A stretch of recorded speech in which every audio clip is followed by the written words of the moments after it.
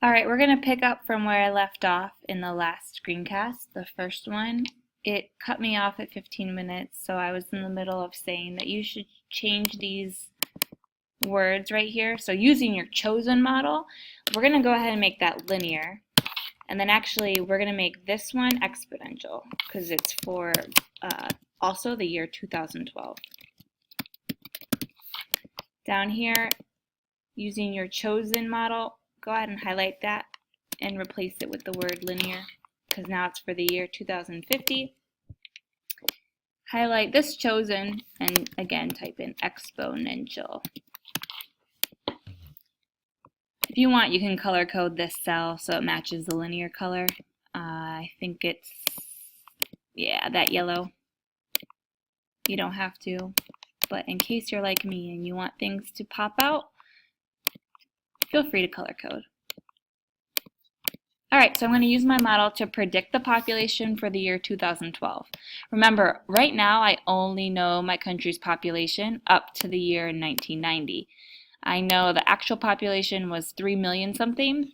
Now I'm going to use my equation, aka my line of best fit, like the spaghetti task that we did in class. I'm going to use that equation to make a prediction of the population in year 2012. Remember that X stands for the number of years past 1960.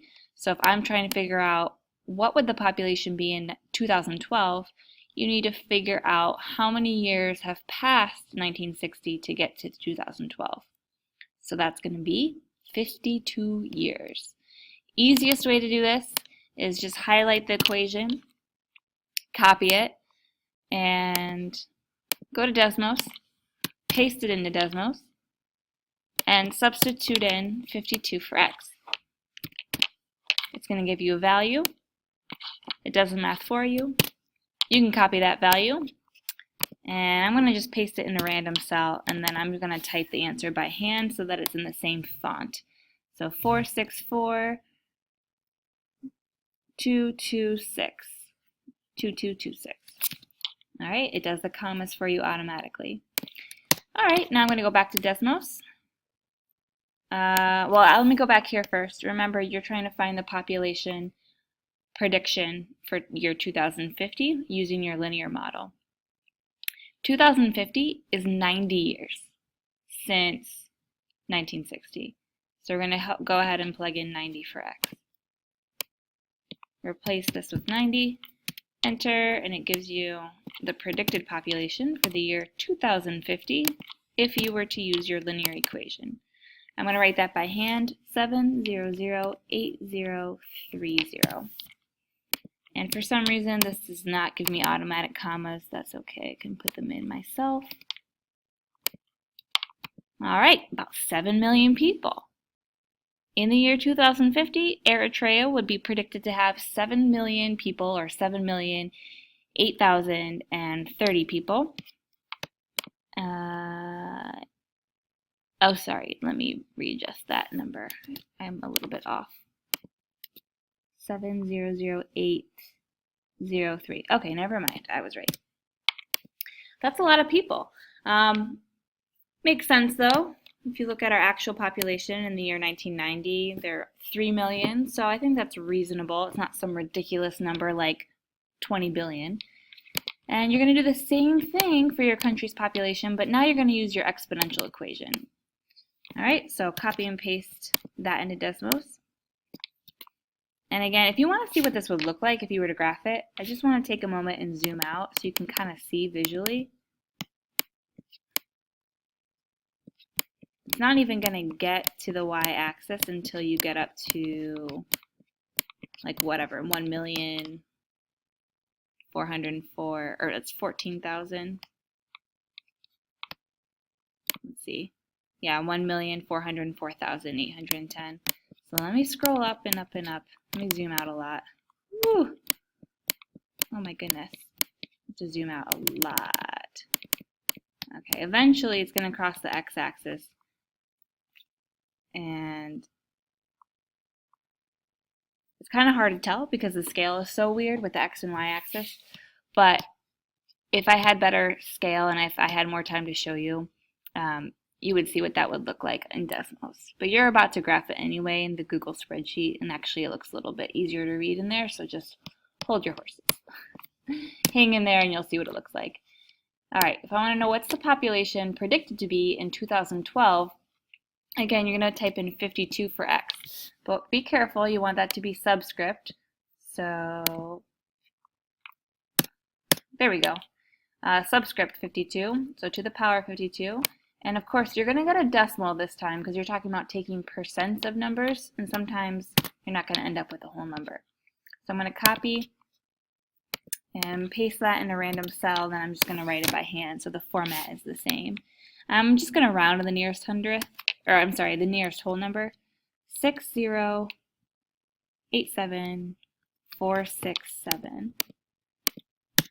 And then I'm going to go back here and I'm going to make my prediction for the year 2050. So that means I'm going to plug in 90. It's been 90 years since 1960. And I'm going to type that by hand. 1777476. And for some reason it turns this into a percent. Just get rid of that percent. It shouldn't make it a percent. That's just some conditional formatting that was preset. And you have to go ahead and add your commas in by hand. All right, 17 million people. That's quite a lot of people. But, you know, it makes sense because it is exponentially growing. But do you see how these two numbers are a little bit more similar in the year 2012? And then, bam, this gap gets even wider because of exponential growth in the year 2050. So, neither one of these predictions is going to be accurate. It's just a prediction trying to get as close as possible to the actual population. And I want you to see what this would look like if we were to graph these two equations based off of the information that we have. So now you're going to do this last part where you're going to create your chart. And you know what? In this box you can just write C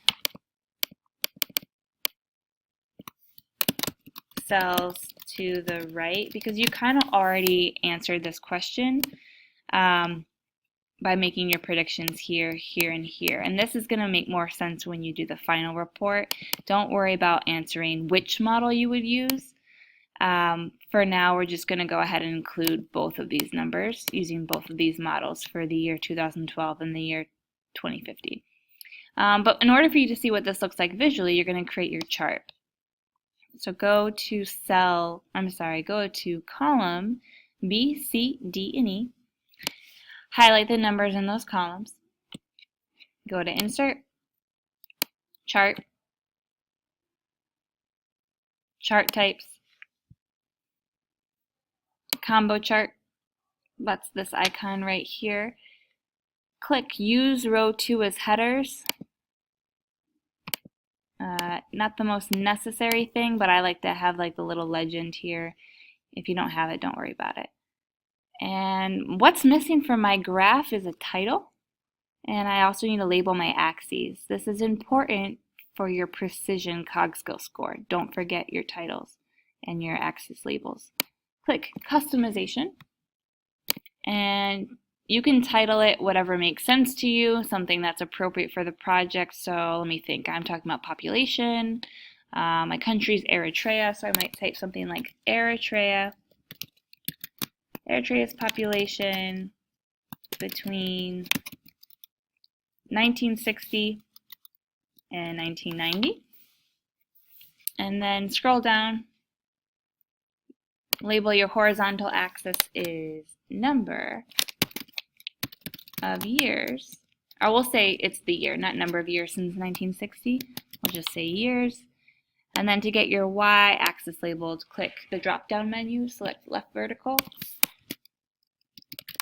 and you know your y is your output.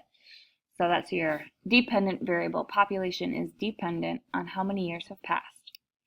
All right, go ahead and insert. Drag this chart over here. Put it somewhere that I can quickly see it, easily see it, somewhere where you can easily see it. If you want to put it over here, that's fine with me. And you are done with checkpoint 2.